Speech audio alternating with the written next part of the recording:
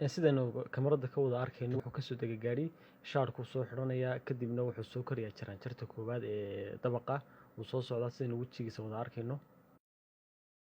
Wakaa hadduu soo galay albaabkii koowaad ee Gobi Store wuxuu soo marayaa jaraanjarada koowaad. Wakaa jaraanjaradii labaad buu soo koray wuxuu toos u abbaarayaa qolkii cadarta. sidaynu wada arkayno iminka wuxuu si toosa u soo galay qolkii cadarka. wuxuu eegayaa hareeraha inay cid kala shaqaynayso. inankaa customerkii loo shaqaynayo daba istaagay haddana wakaa ka soo daba dhaqaaqay.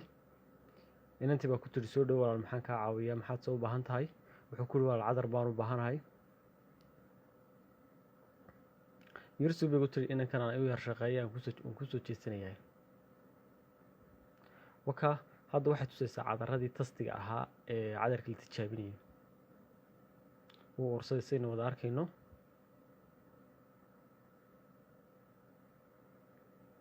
kolba mid ayay inantu gacanta ugu shubaysaa una tasti garaynayaa.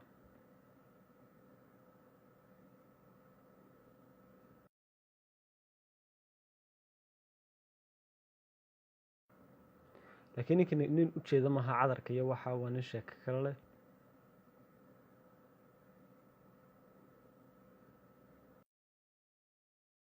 haddana wuxuu ku yidhi bal igu celi mid kale bal igu celi mid kale aan eegaya. inantii mid kale ayay soo qaadaysaa.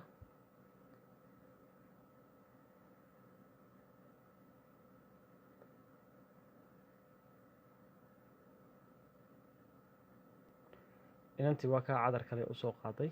cadarka isaguna way tusaysaa waa kaa ay hor dhigtay.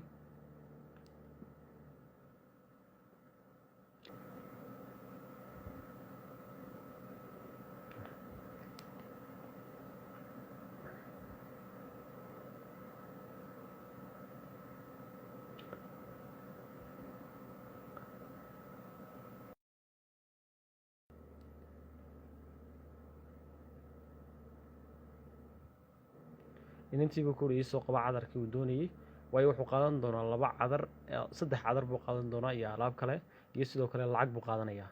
inantu wataa imika cadaradii u soo qabatay miiskeedu saaraysaa. wuxuu ku oranayaa qiimaha suuqayga waxay yihiin gebigooduba.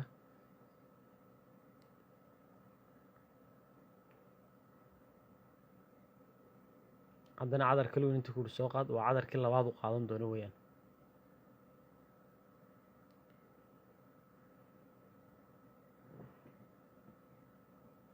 inantii way u soo noqotay wataa alaabtii u keentay.